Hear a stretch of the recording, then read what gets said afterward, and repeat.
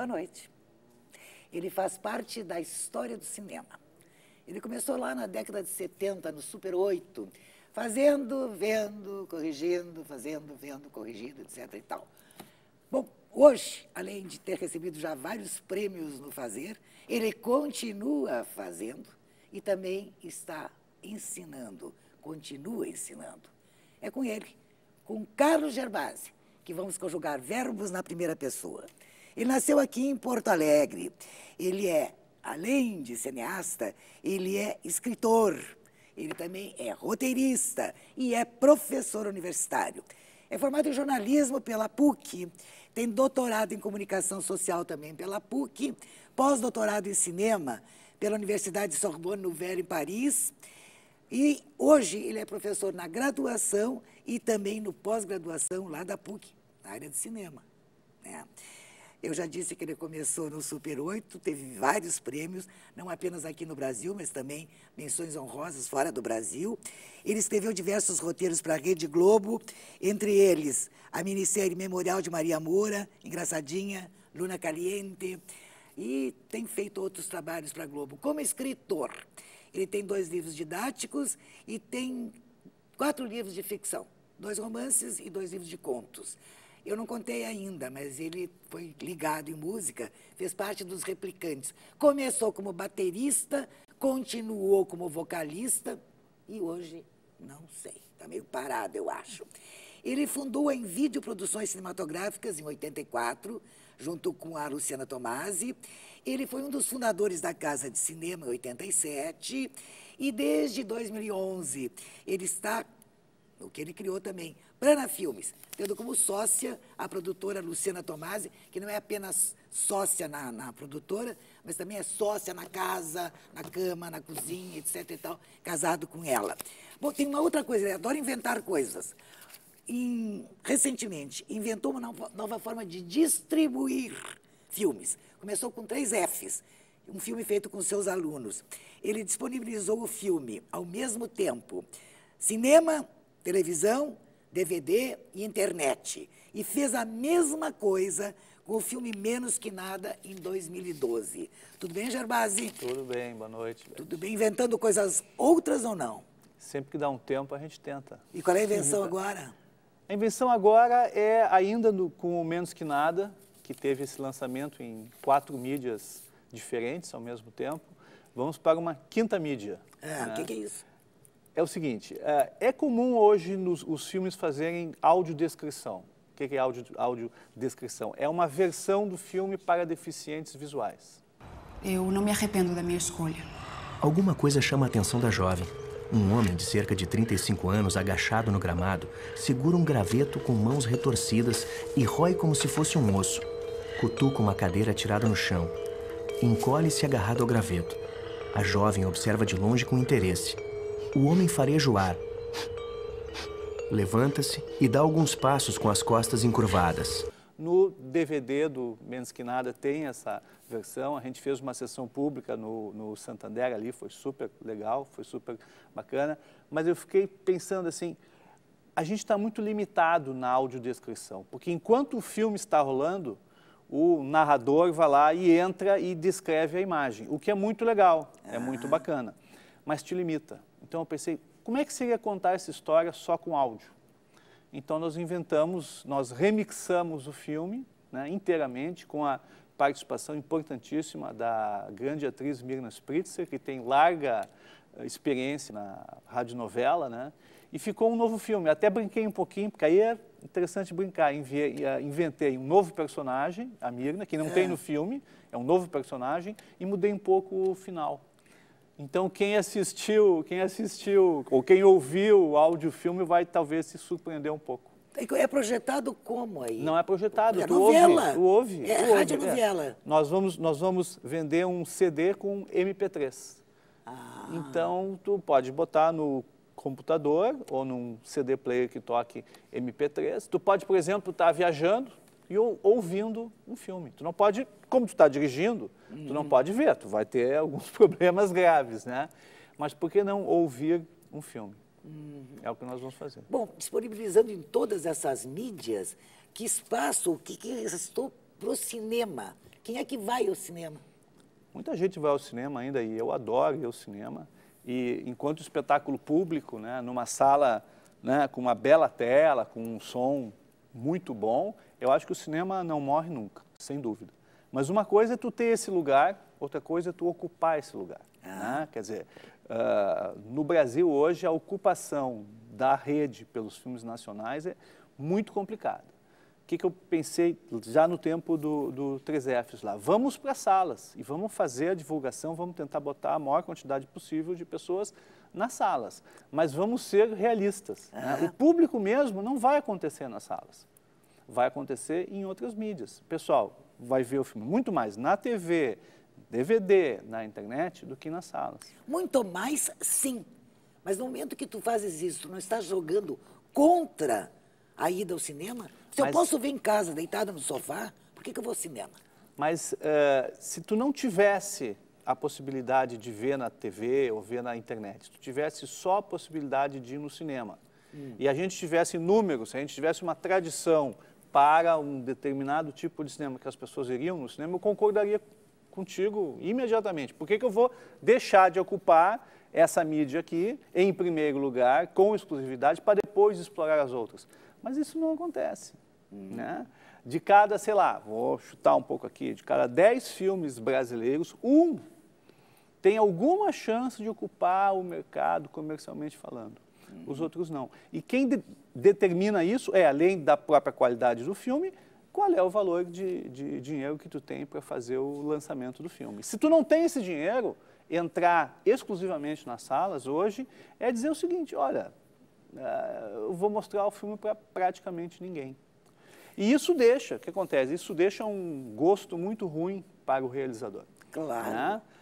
Mesmo filmes, às vezes, com um bom apoio, com uma distribuidora nacional, é ruim. Vou te contar uma história. Estava eu numa grande distribuidora, uma major, né, internacional, numa segunda-feira.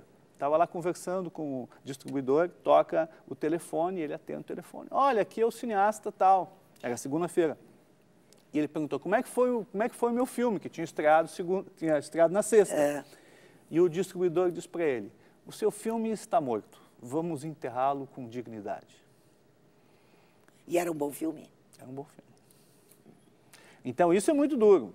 Tu ficar 2, 3, 4 anos, às vezes mais, trabalhando no filme, projetar uma alegria, né, do momento em que o filme chega no público, que é o momento mais importante de todos, e num fim de semana tu receber uma notícia dessas. E essa notícia não é uma notícia incomum, essa é a notícia mais comum. Já aconteceu então, contigo? Mas claro. Já dá para tirar esse negócio? Não, espera.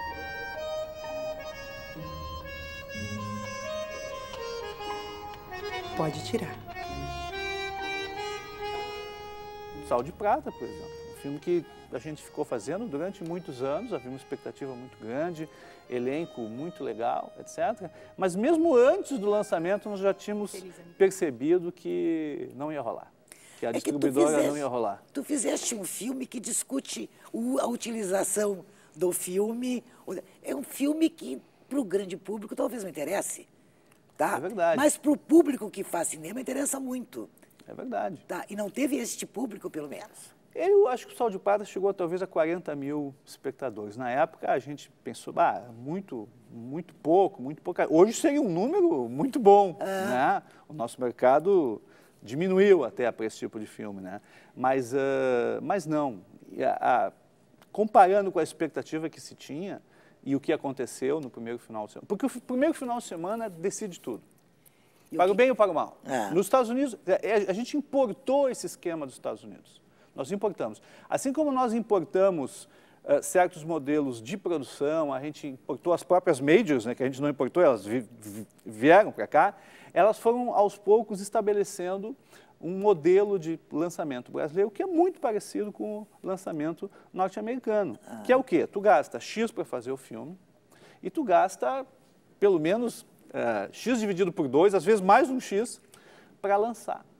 E tu faz um marketing, tu faz uma propaganda massiva, que começa alguns meses antes, mas que, sei lá, nas últimas 2 semanas é tremendo, né? Para quê? Para tu ter o teu número bacana no final de semana. Sexta-feira estreia, segunda-feira eles dizem, olha, fez tantos em tantas salas. E a partir daí eles discutem o que vai acontecer com o filme. Funciona para eles? Claro que funciona. Funciona há muitos anos. Funciona para nós? Eu acho que não. A crítica ajuda ou não? A crítica pode ajudar. Fazer a crítica público. pode ajudar quando o filme tem um fôlego suficiente para passar do primeiro final de semana e continuar mais um pouco. Ou pelo menos ele tem possibilidade de ficar rodando de sala em sala, de estado em estado, né? Quando tu consegue isso, tu vai ter o chamado sucesso de crítica acompanhado de um relativo sucesso de público. Mas não será um filme massivo. A crítica sozinha, ela não consegue realmente fazer o filme circular e ter bom público. Outra coisa, mais importante do que a crítica hoje é o número de bolinhas, ou o número de estrelinhas, ou o que o bonequinho está fazendo. Mas isso é crítica ali, né? Hã? São os críticos que fazem as bolinhas. São os críticos que botam as bolinhas. Isso é muito importante. As pessoas dificilmente leem as críticas, mas elas veem as bolinhas. As bolinhas. Agora, tu estás me falando de uma maneira que estimula muito pouco a se fazer cinema. Mas tu está ensinando Não, mas pessoas... peraí, mas cinema, tu tá juntando cinema com rede de salas. Isso é um pensamento do década de 70. É a minha década. Ou da década de 80. Né? Quando eu fazia Super 8 e a gente tinha uma sala só, porque Super 8 tem uma cópia só. Então, tu entra numa sala só, tu faz toda a propaganda para aquela sala, obviamente tu está numa cidade só, que é a tua cidade. Nós enchíamos aquela sala. Então, ali tinha completamente sentido, né, a sala de cinema, a sala de 200 lugares, o clube de cultura, o ponto de cinema, sei lá o quê, né? E ali nós tínhamos a compreensão exata do espetáculo público, maravilhoso. Eu, por mim, continuaria até hoje de estar sempre em contato com o público, né, nesse tipo de sessão. Mas o que aconteceu? O mundo mudou completamente, né? A indústria da música, a indústria do disco, nem tem sentido mais falar de indústria do disco. É verdade. Né? Mudou completamente. Né? E a indústria audiovisual está mudando também. E como é que vocês sobrevivem? A gente sobrevive de várias maneiras.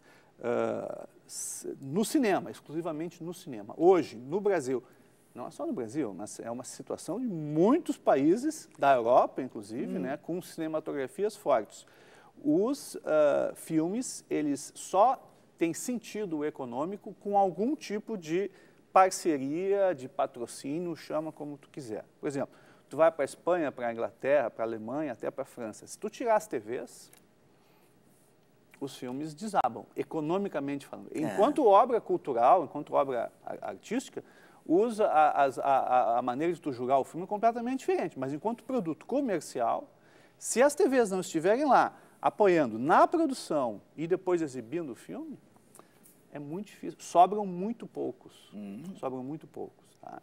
Então, algum tipo de relação com as outras mídias tem que acontecer. Hoje, assim, ó, o mercado das salas, ele é muito importante ainda, ele mexe com muito dinheiro ainda, mas ele está absolutamente programado, principalmente por causa dos multiplex, nos shoppings, a trabalhar com grandes títulos, com títulos de grande apelo popular, que o Brasil produz talvez 1 ou 2 títulos, 3 por ano. E nós temos 100 filmes por ano, mais ou menos, na média. O que tu faz com os outros 96, 97 filmes? Os filmes feitos aqui, eles não alcançam os cinemas, a distribuição não alcança São Paulo, Rio, Curitiba, Belo Horizonte? Depende do que tu chama alcançar. Né? Se tu tem um Alcançar distribuidor nacional... ser programado para, Ser programado para. Mas uma coisa é o seguinte, digamos que um filme gaúcho vai ser apresentado em São Paulo. Né? São Paulo é uma cidade de quantos milhões? 12 milhões, 14 milhões, sei lá quanto. Tu teria como entrar, assim, dignamente, se tu conseguisse um circuito de 5, 6 salas com todos os horários para o teu filme. Seria um lançamento modesto, certo? A gente consegue isso muito raramente, muito dificilmente, né? Por conta de relações que a gente tem ao longo dos anos, de amigos que nós temos lá, a gente consegue colocar no circuito em São Paulo. Uma sala, 2 horários por dia. Então, tu entrou em São Paulo, ou assim como tu entrou no Rio, entrou em Salvador, tanto o Menos Que Nada quanto o 3Fs tiveram esse circuito. Então, as pessoas que quiseram ir assistir o filme nas salas, elas foram assistir nas salas. Mas em uma sala e com esses horários, qual é o público que tu vai fazer? É muito pequeno. E bate palma, porque a gente consegue. Tem gente que não consegue. Tá, o Festival de Cinema o Festival de Cinema de Gramado tentou abrir mercado aqui com todos os países da América do Sul. Vocês conseguiram levar filmes do Rio Grande para países da América do Sul? Não. A única experiência que eu tenho de circulação de um filme meu na América Latina, assim, a circulação boa, é do Tolerância, que foi vendido para a grande maioria dos países para televisão. Nos circuitos de sala, são raríssimos filmes brasileiros que conseguem dialogar. E isso é um problema nosso, isso é um problema brasileiro, um problema gaúcho. Nós estamos tão perto aqui da Argentina, do Uruguai, e nós não conseguimos fazer circular os filmes. Festival, sim. Os festivais dialogam entre si, manda filme para cá, recebe filme dali. Então, se estabelece um diálogo cultural muito legal, interessante. Nos DVDs, isso acontece também. Hoje, tu vai numa locadora e tu encontra bons filmes argentinos, uruguaios, chilenos, mas no mercado das salas não, por conta daquilo que eu já te falei. A lógica das salas não é trabalhar com esse tipo de filme. Ou seja, um bom trabalho de marketing poderia mudar isto. O que vocês que fazem cinema, em termos de Brasil, que tipo de ligação, de intercâmbio, de interação vocês têm com todas as pessoas que produzem cinema? Fala sobre isso no próximo segmento, tá certo? Aguardem.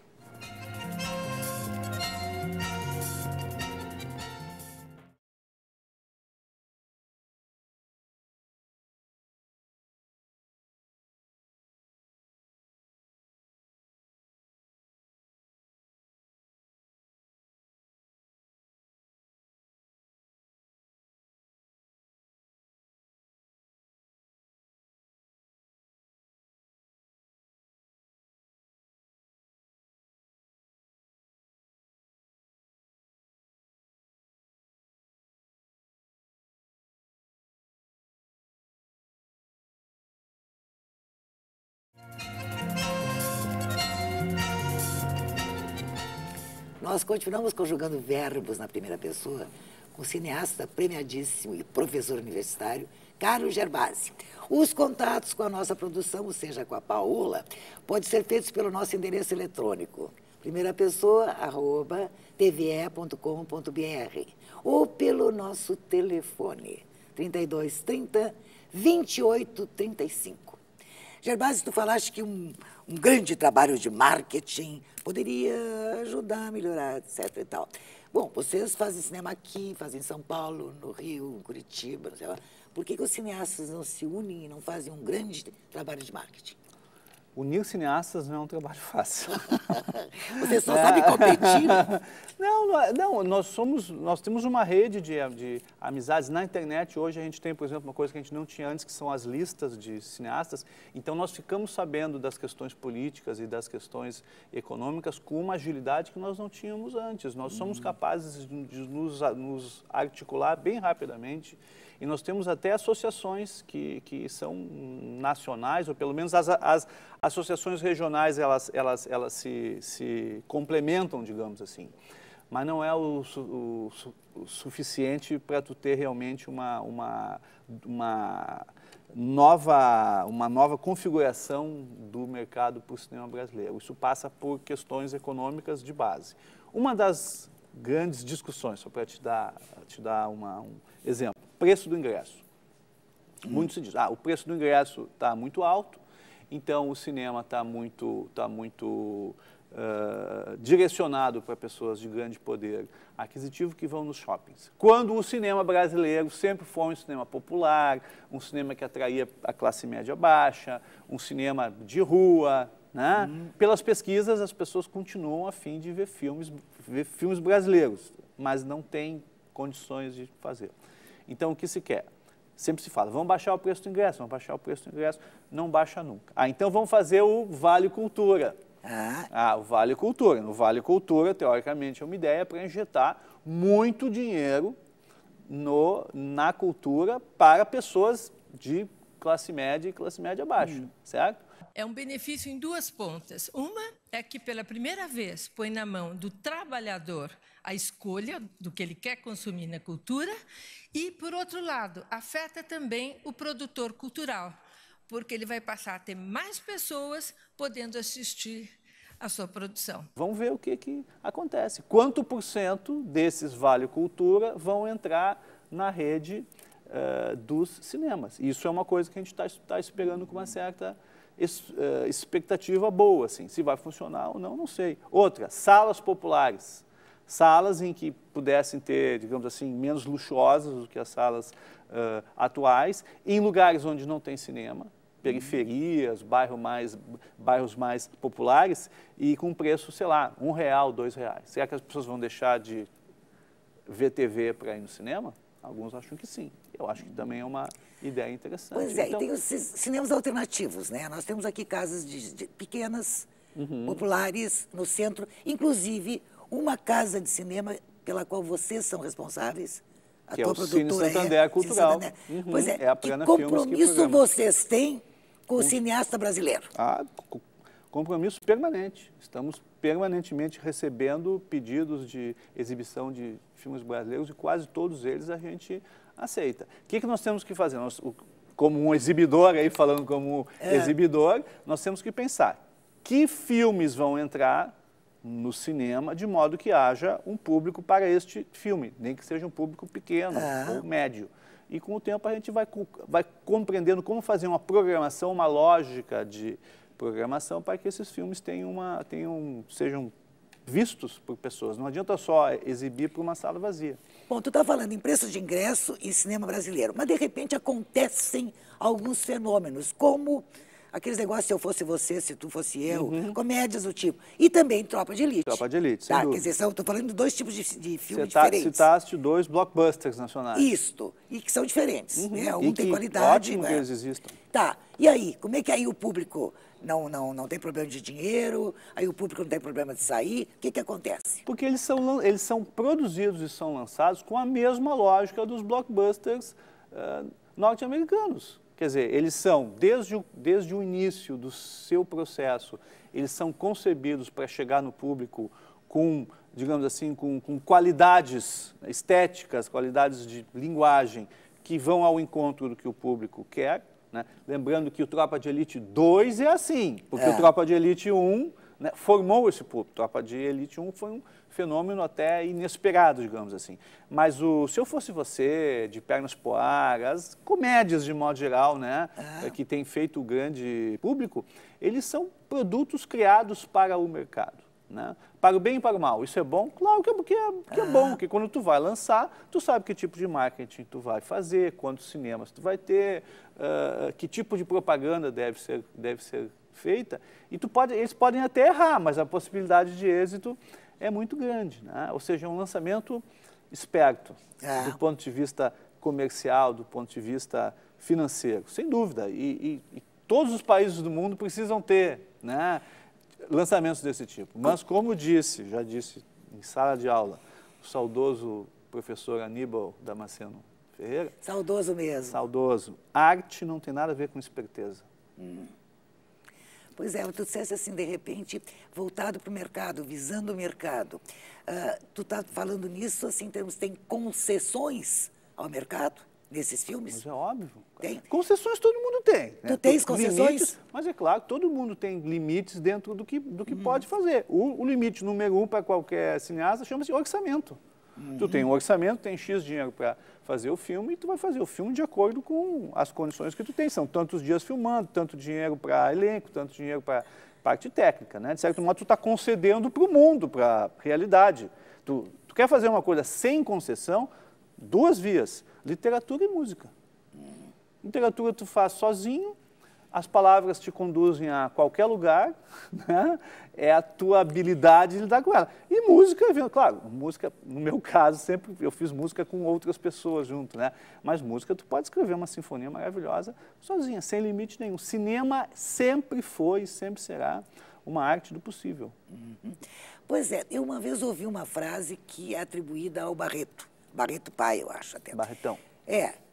Segundo a qual o cineasta sobrevive do dinheiro arrecadado para a produção. Sim. Porque ou seja, a produção, tu falaste, eu tenho esse dinheiro, tem que fazer dentro dele. Tem que fazer E dentro... tem que te remunerar. Tem que te pagar com esse dinheiro. Sim. Porque da distribuição não vem nada. Não é que não vem nada. Tradicionalmente não vem nada. Se vier, tu solta o foguete, dá uma festa. Mas não é o usual no Brasil e em muitos outros países. Isso que é importante dizer. A gente fica dizendo assim, porque o Brasil é assim, o Brasil é assado. O Brasil e sabe, muitos outros países que também pensam em ter cinema. Se tu abandonar, aí é o teste Collor. Collor. O Collor assumiu e disse assim, nós não vamos mais apoiar o cinema brasileiro. Acabou a Embrafilme, acabou a Fundação Cinema Brasileiro, acabou a Lei do Curta, acabou tudo. Virem-se no mercado. É o teste Collor.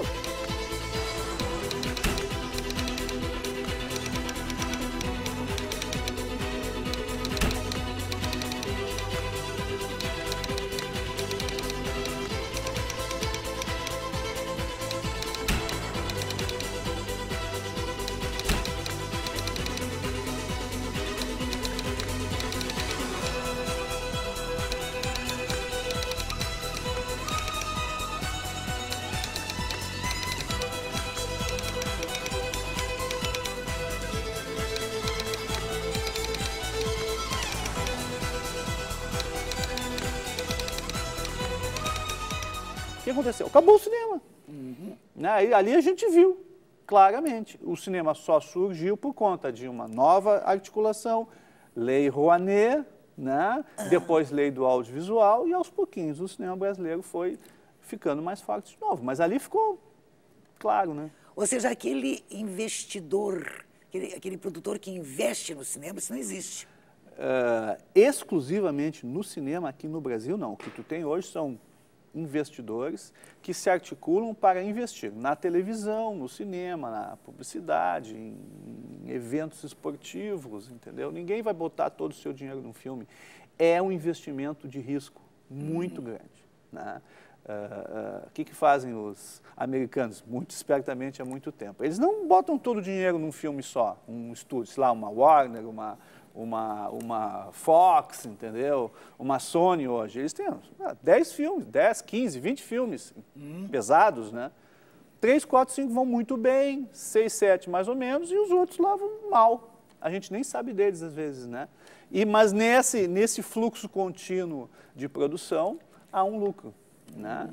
Aqui no Brasil a gente não tem esse tipo de produtor, né? São produtores que fazem menos títulos com um risco muito maior. Quer dizer que o grande profissional do cinema, de toda essa equipe, é o cara que vai captar dinheiro. Ele é um cara importante, ele é um cara muito importante. Se ele for bem sucedido, tudo bem. Se ele não for bem sucedido, azar. O filme, tu quer dizer? Não, tudo. Até a tua sobrevivência. Se tu vives daquilo. Existem profissionais que captam recursos hoje, eles são muito bem remunerados. Eu acho que em São Paulo e Rio essa captação continua funcionando bastante bem. No Rio Grande do Sul, na área do cinema, a gente tem enfrentado muitos problemas. Por quê? Porque a decisão das empresas, das grandes empresas gaúchas, né, sobre que projeto apoiar, muitas dessas decisões hoje estão em São Paulo e no Rio, não estão mais aqui. Para nós tá um período complicado. E eu estou falando de cinema, a gente pode ampliar para outras áreas aí, artes plásticas. A gente ouve das dificuldades da Bienal captar, né, do pessoal do teatro, do pessoal da música, etc. Né? Digamos assim que a arena cultural, né, é uma arena altamente competitiva, muito competitiva mesmo. Né? Não é fácil. Então, o profissional que consegue fazer isso, certamente, é um cara muito importante na cadeia. Como é que está indo a tua empresa, a produtora? A produtora vive disso.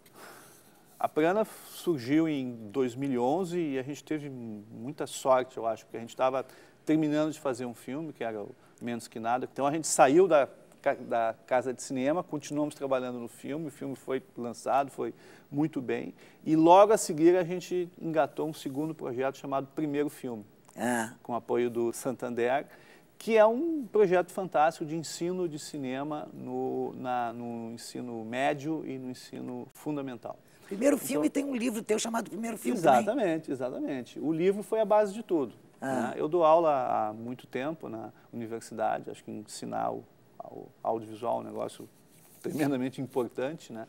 Mas eu estava sempre na universidade, para quem tem 18, 19 anos e para quem vai ser jornalista antes, né? Ou quem vai ser cineasta hoje, né? E a gente sabe que nas escolas hoje, né, principalmente ali no ensino médio, muitos professores, muitos alunos já estão trabalhando com vídeo há algum tempo, né? Com grandes dificuldades. Antes tecnológicas, que era muito complicado fazer um filme com uma VHS, como é que eu vou editar, etc. Só que essas dificuldades foram diminuindo, né? As tecnologias digitais facilitam tremendamente. Barateiam também, né? Barateiam muito, né? Tu está usando isso? Nossa, direto. Né?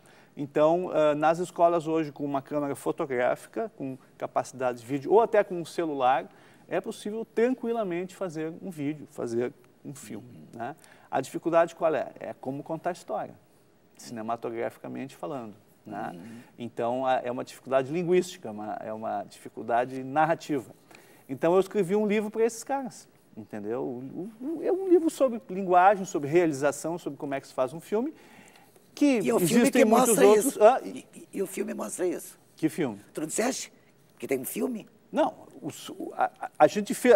É assim, ó, tem o livro que eu escrevi com os fundamentos da linguagem, junto com o livro a gente fez um DVD. Nesse DVD tem um pequeno curta de, se não me engano, 3 minutos mais ou menos, e a gente diz como é que esse filme foi feito. Mas o mais importante de tudo, o que a gente quer? A gente quer que as escolas incentivem os seus professores, os seus alunos, a fazer um filme. Já estão sendo feitos há tempo, só que agora a gente espera que sejam melhores. Então, nós estamos capacitando professores, né, para que eles cheguem na sala de aula e sejam capazes de dar uma bela aula sobre cinema, né? Então, eles vão multiplicar essa história. Começou no final do ano passado. E agora, no dia 30, começam as inscrições para o Festival Primeiro Filme. Que é o quê? Nós vamos pegar esses filmes feitos nas escolas, vamos exibir no site da Prana, quer dizer, uma escola vai ver o filme da outra, vamos pré-selecionar os melhores e fazer uma grande noite de premiação, que é lá em setembro. Tu falaste que quando saímos da Casa de Cinema, já estávamos com esse projeto em andamento. O que aconteceu? Foi uma surpresa para todos nós aqui fora, a saída de vocês. O que aconteceu? Bom, a Casa de Cinema foi um pedaço das nossas vidas, né? A minha vida e da Luciana, importantíssima, né? Ali a gente fez boa parte da nossa carreira. Na verdade, todos nós na Casa de Cinema já tínhamos uma vida cinematográfica antes da Casa de Cinema, mas a Casa de Cinema juntou aquelas pessoas, né? E daquela sinergia ali acabaram saindo produtos muito legais que a gente se orgulha muito. Mas depois de 20 e tantos anos, tem algumas decisões a serem tomadas sobre o que é mais importante fazer, que eu e a Luciana pensávamos de um jeito e os nossos sócios pensavam um pouco diferente disso, né? E a gente falou muito sobre isso, dialogamos muito sobre isso. Em outros momentos a gente tinha superado já esse tipo de discussão, mas dessa vez não foi. E no final das contas foi super legal, porque a gente saiu de lá, continuamos amigos, quem sabe daqui a pouco a gente tem projetos em comum, mas agora eu e a Luciana estamos fazendo as coisas exatamente do jeito que a gente acha que tem que ser feitas com os nossos projetos, né? De certo modo, assim, é mais fácil aprovar nos editais, nos famosos editais, né? Um filme, sei lá, dirigido pelo Gerbasi da Prana Filmes e um filme dirigido pelo Jorge ou pela Ana na Casa de Cinema, do que a Casa de Cinema aprovar 2 projetos diferentes, de 2 diretores diferentes, entendeu? E a montagem continua com o Giba aqui e lá. O Giba é o mestre da Aqui montagem, né? O Giba, menos que nada, foi ele que montou, né? E vocês continuam avessos à publicidade, como eram na Casa de Cinema? A Casa de Cinema Fala é um sempre pouquinho meio avessa, né? Porque publicidade política a gente fez Eu bastante, sei. né? A propaganda política a gente fez bastante, né? Mas a publicidade não. Que assim é que é diferente. Propaganda política é num período determinado, né? Tu começa lá em maio, junho, aí a partir de julho começa, né, a produção propriamente dita, e tu para de viver até outubro, né? De 2 em 2 anos. Isso é uma coisa. Outra coisa é tu estar na roda viva da publicidade, das agências, das grandes empresas, que é uma coisa que te absorve muito. E que dá muito dinheiro. Dá muito dinheiro. Vai fazer cinema depois. Sim, mas o fazer cinema depois é quanto tempo depois?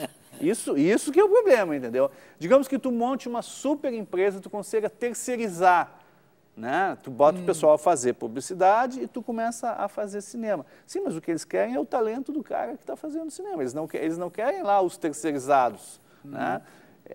É uma operação complicada que algumas pessoas conseguem, mas nós chegamos à conclusão na Casa de Cinema que a gente não conseguiria fazer. Pois é, mas fazer cinema, escrever e fazer música, tudo junto estava dando certo. De repente, eu não sei o que está acontecendo, mas o músico está meio silente. Tu vais falar sobre isso no próximo segmento, tá certo? Tá bem. Aguardem.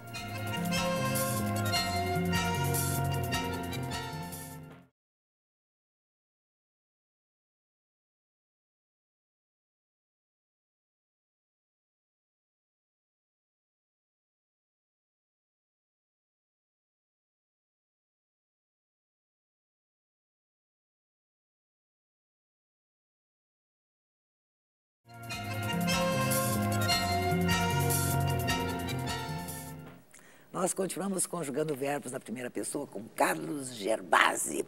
Gerbasi, tu fizeste parte dos Replicantes, foste um dos criadores dos Replicantes. Vai ser o melhor show dos Replicantes, certamente. Vai ser um show de 30 minutos, com 12 músicas, uma atrás da outra, se nada acontecer no meio.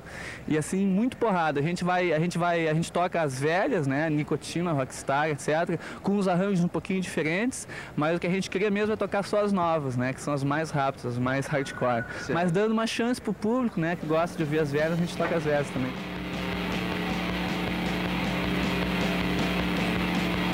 Faz toda a minha casa com medo de ladrão, mas quem moça raça não é pra mim, não. É um banco. Como baterista, depois como vocalista, o que aconteceu? Perdeu a voz. Voz eu nunca tive. Voz eu nunca tive. Técnica de bateria eu nunca tive. A música é fantástica. Mas vou te contar um sonho que eu tive. Por incrível que pareça, faz o quê? 3, 4 dias. Eu sonhei que eu estava num lugar para fazer um show com os Replicantes, coisa que eu não faço desde 2002, portanto, sei lá, mais de 10 anos. 10 anos. E eu cheguei lá e o lugar era legal, um lugar bom, o que nem sempre é assim, né? Às vezes tu toca em lugares complicados, né?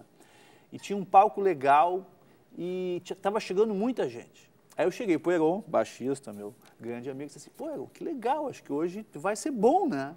E eu olhei pro relógio, o quê? 8 da noite. Pô, tá chegando o público aqui, nós vamos tocar cedo ainda por cima, né?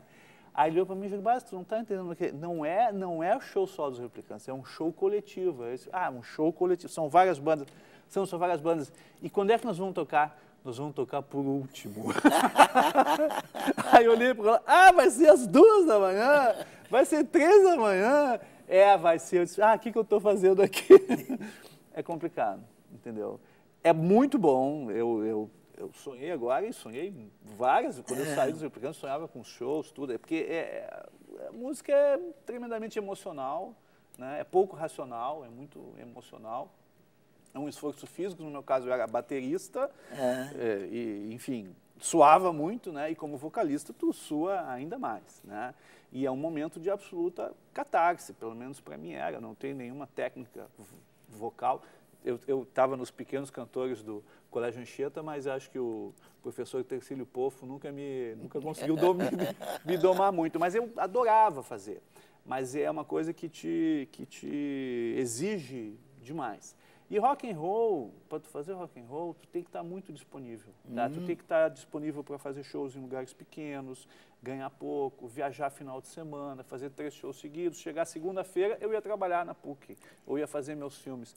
Eu não estava aguentando mais, digamos, a quantidade de energia necessária, né? Então, o que estava acontecendo?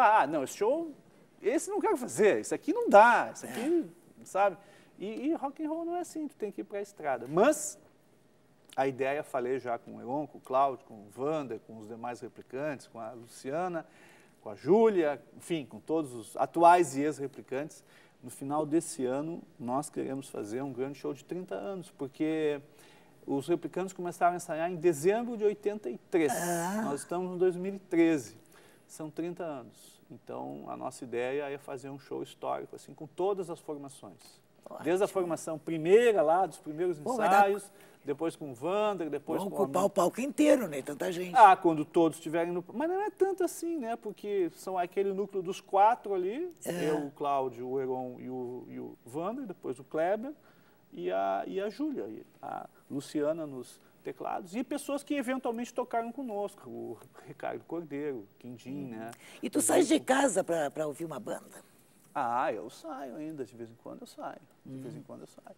Quando nós estávamos na França, foi engraçado que ali na Europa tu tem mais possibilidades de ver grandes bandas, etc. Né? E as minhas filhas queriam ver Arctic Monkeys, que estavam tocando na Escócia. Então nós...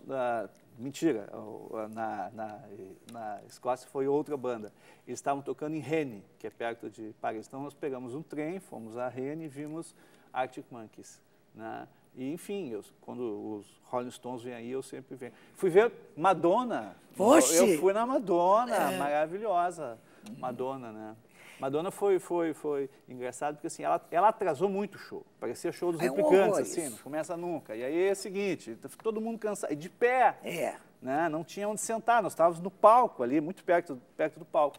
E como demorou 1 hora, 2 horas, quase 3 horas, o pessoal começou a xingar violentamente, né? Ô, Madonna, vai, enfim, né? Só que aí começa o show e com 5 minutos está todo mundo assim, ai, Madonna, como tu é boa, entendeu? Então, esse espírito da música, e a Madonna tem um pouco do espírito do rock and roll, a gente ainda tem. Tu falaste, né, estava na França com meus filhos, quantos filhos tu tens? Tenho 3 filhas. Não tem ninguém ligado ao cinema? Tem, a Yuli. A Yuli fez trabalhos aqui para a TVE já, ela esteve dando uma entrevista há 2 ou 3 dias aqui. E cinematograficamente, o que te influencia? O trabalho do teu pai, por exemplo, e da tua mãe te influencia? Eu acho que, assim, foi importante porque eu acho que muita gente que entrou na faculdade, que eu fiz cinema na PUC, muita gente que entrava com uma ilusão, assim, do que era o cinema, né? Assim, vai ser muito fácil, vou ganhar um dinheiro, vai ser o tapete vermelho. E aí, como eu já cresci vendo, tipo, as dificuldades, o que é mais difícil, como é que se faz o cinema, eu já fui mais madura, assim, já fui mais consciente, eu acho, do que iria ser o trabalho, que é trabalhoso, que tem que batalhar, que é competitivo. Então, acho que isso foi bom, assim, para não entrar com muitas ilusões já na faculdade. Tu visitava os sets quando tu eras criança? Sim, eu visitava às vezes. Tivesse essa experiência, então, prática do que é um set de filmagem? Tive, eu achava bem divertido. Então, ela fez o curso de cinema lá na PUC, né? Foi tua aluna? Como roteirista, foi minha aluna. Ela trabalha como roteirista, como diretora e também como assistente. Mas ela me disse hoje que está pegando muito trabalho como assistente, aí ela não consegue escrever as coisas dela, ela quer estudar também. E ela trabalha na produtora de vocês? Alguma coisa, mas não, ela acha, e acho que ela acha inteligentemente, que é melhor ela abrir o seu próprio caminho também. Então ela já trabalhou para várias produtoras diferentes, para emissoras de TV diferentes, para trilhar o seu próprio caminho. E tu continuas trabalhando para televisão? Eu quero fazer uma série de TV. Teoricamente, todos os cineastas brasileiros querem fazer TV agora, né? Porque tem uma nova lei que vai... Mas é que tu já trabalhaste em TV, tu continua trabalhando? Faço. Sempre que possível a gente faz. Mas eu quero fazer uma série de TV com os personagens do meu último romance. Né? Romance policial, eu acho que tem um personagem ali que acho que vai dar uma série de TV muito legal. Estamos investindo nisso, fizemos um pequeno teaser, né, uma apresentação da série, vamos ver se a gente consegue emplacar. Porque, aliás, eu tenho visto séries de TV fantásticas. Os norte-americanos, eu acho, têm feito cada vez mais filmes ruins e séries boas. Pois é, se tu escreveste um romance e o personagem, tu gostarias que rendesse uma série, tu tens que estar escrevendo novos episódios. Claro. Tu já estás criando esses novos episódios? Tenho várias histórias do Inspetor Otávio, que é esse personagem na forma de contos, né? Agora, no momento que a gente consegue acertar a série, eu vou ter que transformar isso em roteiro. Tu tens um livro de contos que chama Contos Cinematográficos. Contos cinematográficos. Adaptaste algum desses contos para o cinema? Esses contos são o contrário, eles são roteiros que foram adaptados para serem contos. Porque eu escrevo bastante, sempre escrevi bastante, muitos filmes nunca feitos. eu acho que mais de metade dos contos que estão ali eram roteiros que nunca viraram filmes, que acabaram sendo literatura. Mas aí teve o processo inverso. Vários desses contos acabaram depois virando curtas-metragens, coisas de TV. De vez em quando eu recebo um e-mail. Gerbasi, li o teu conto tal, eu quero fazer um negócio aqui. Vai, meu filho, pode fazer. Depois só me manda o link para mim olhar no YouTube. Pois é, e tu tens sido surpreendido pelo resultado? Alguns muito bons. Positivamente ou negativamente? Alguns muito bons. Tem de tudo, né? Tem não, todo tipo de produção. Sim, deve doer muito para o cara que escreveu, de repente ver o seu conto mal conto massacrado, assim. É. Não aconteceu comigo, sinceramente. Tu vê adaptações aparentemente estranhas, assim, né? O teu personagem, pô, eu não achava que ia ser isso aqui. Mas aí é outro produto. É outro produto. Tu tem que saber que aquilo ali não é o teu livro, não é o teu conto, é um filme. E como é que é para ti fazer roteiro em cima de literatura? É tu muito fizeste, fácil, né? Vários. É muito fácil, porque a trama está ali, os personagens estão ali. Se a história é boa, e se eu escolher a história, eu imagino que ela seja boa, só falta transformar isso. Em televisão, tu tens licença para escolher a história ou tu és chamado para fazer o roteiro daquela história determinada? Na Globo, a grande maioria dos trabalhos que eu fiz lá, dos trabalhos grandes, eles foram escolhidos por alguém, pelo Manga, por exemplo. Sim. O Manga te chama, vou fazer Memorial de Maria Amor, vou fazer Engraçadinho, etc. Mas no tempo da Casa de Cinema a gente chegou a propor. O Luna Caliente foi, acho que o Jorge tinha lido, a gente conhecia o livro também, ele mostrou para o Guel e a partir daí saiu a série, né? A gente pode dialogar com eles, né? Mas no momento que tu estás fazendo o roteiro, tu não tens obrigação, né, de respeitar toda a história ipsis litteris. Tu pode... Claro que não. Tá, Eu pois sou um idiota fazer isso. Pois é. E aí? Aí tu tem que fazer melhor. Tá, mas tu estás trabalhando e tu não fazes o roteiro sozinho, de modo geral, né? Não. Tá. Na TV, geralmente, são 2, 3, 4 pessoas. Como é que é esse tipo de trabalho em equipe? Fazer roteiro em equipe? É um trabalho legal, muito bom, se a tua equipe é boa, se tu tem bons companheiros de trabalho, né? Eu já tive alguns trabalhos, raramente, mas que tu tá ali para trocar informações, para trocar opiniões com alguém que, não é que tu não respeite, mas que não combina contigo. Não é o meu caso. Na grande maioria dos trabalhos que eu fiz, eu dialoguei com pessoas inteligentes, sensatas, né, talentosas e capazes de criticar o trabalho do outro de uma forma honesta, de uma forma aberta, né? Tu tem que saber reconhecer quando o outro tem razão. Isso é difícil. O que é ruim para mim, enquanto roteirista? Alguém que se arvora a saber tudo, a ter sempre a resposta, né? A ter sempre razão.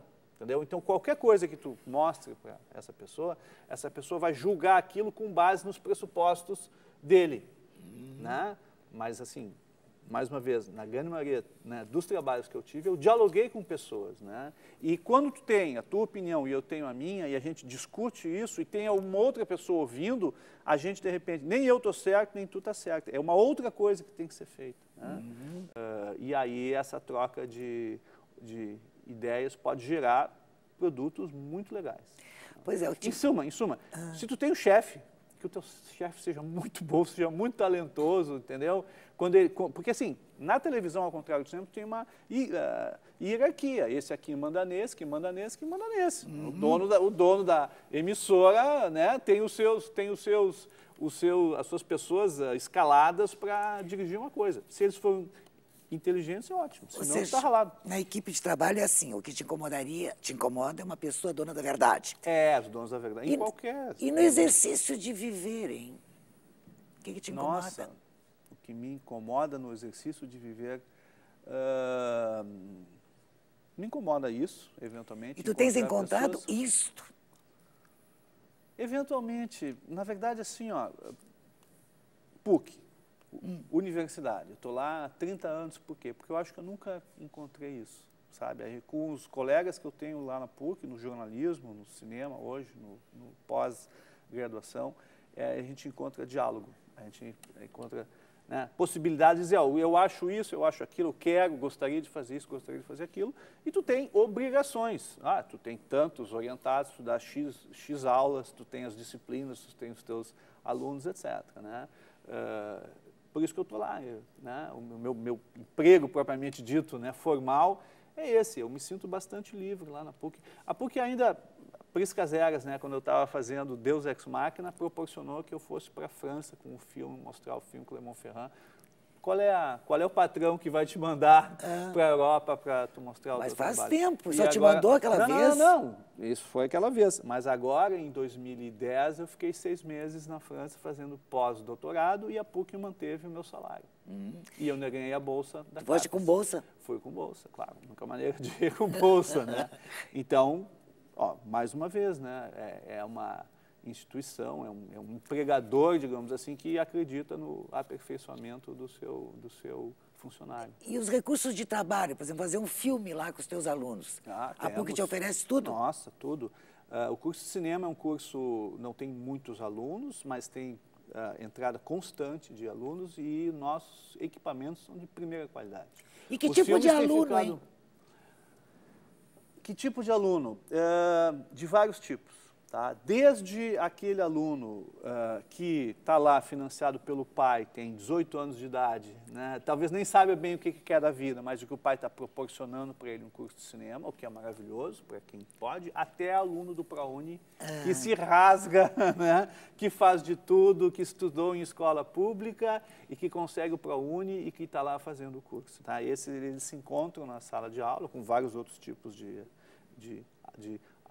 alunos e é essa turma que tu tem que administrar para fazer um filme. Eu me sinto muito bem, acho que os alunos... Eu estou falando da PUC, mas deve ser quase igual na Unicinos, por exemplo. Né? A gente tem hoje uma geração inteira de novos cineastas que estão no mercado, já estão no mercado e tem vindo mais por aí. E tem pessoas talentosas. Eu ia perguntar, tem aparecido talentos? Tem aparecido muitos talentos. Não só como diretores, porque... o público geral geralmente pensa assim, quem dirigiu? A questão é o seguinte, tu tem que formar diretores de fotografia, montadores, diretores de arte, assistentes de direção, assistentes de montagem, tu tem que formar gente para a cadeia produtiva toda. Né? Os produtores, inclusive. Ainda bem que tu lembrou. Produtores. Produtores, assistentes de produção, nossa. E está surgindo gente, pode ter certeza. E essas pessoas que estão saindo da PUC, produtores, por exemplo, elas têm mercado depois? Elas têm mercado no campo audiovisual. Elas têm mercado aonde, por exemplo? Nas TVs. Elas vêm aqui para a TV a fazer um estágio, acabam ficando aqui, vão para a RBS, vão para São Paulo. Mas é frustrante, né? Não é frustrante. Televisão é maravilhoso. Não, para quem fez produção, quem fez todo um curso de cinema para fazer cinema e, de repente, entrar na rotina de uma televisão... Olha, eu gostaria muito de entrar na rotina de televisão para fazer uma série ficcional. Bom, aí é outro departamento. Não, por que é outro departamento? É televisão também. É outro departamento. É outro departamento, é televisão também. É que nós não estamos acostumados com isso aqui no Rio Grande do Sul. Nós temos pouco, nós estamos começando. Mas em São Paulo e no Rio já estão saindo séries muito interessantes. E o mercado das séries nos Estados Unidos, na Europa, hoje, eu comecei a ver uma série chamada Downton Abbey. Não sei se tu conhece. Não. É uma série da BBC. Tu vê o primeiro capítulo e disse, nossa, isso aqui é um longa-metragem e os caras gastaram, sei lá, 10 milhões de euros para fazer os primeiros 15 minutos. É um negócio com orçamento, é um negócio com um apuro técnico, com atores fantásticos. E é televisão. A BBC faz uma televisão com mais qualidade técnica, estética e narrativa do que a grande maioria dos filmes feitos na Inglaterra, eu acho. Então, esse diálogo entre a televisão, o cinema, a internet, o mercado de home video, isso aí tudo forma um mercado para quem faz cinema. Eu digo para eles assim, vocês estão aprendendo um ofício. O ofício de vocês é precioso, vocês vão levar ele para o resto da vida. Mas não pense que vocês vão sair daqui para fazer um longa-metragem, entendeu? Vão dirigir um longa-metragem. Não, calma, vocês vão fazer vídeo de casamento, exposição de cachorro, vocês vão fazer eventualmente um programa de TV que vocês acham que não leva a lugar nenhum, mas vocês vão estar se aprimorando e quando chegar a oportunidade de fazer exatamente o filme que vocês querem fazer, vocês vão estar prontos. E não deixe de filmar, por favor, o grande show dos 30 anos dos Replicantes. Ah, nós vamos fazer um DVD, com certeza. Querido, muitíssimo obrigada pela tua presença aqui, contando um pouco da tua história para os nossos telespectadores. E continue trabalhando e continue fazendo sucesso. Tá bom, obrigado. Obrigada a vocês também. Na próxima semana, neste mesmo horário, estaremos aqui outra vez, conjugando verbos na primeira pessoa. Boa noite, até lá.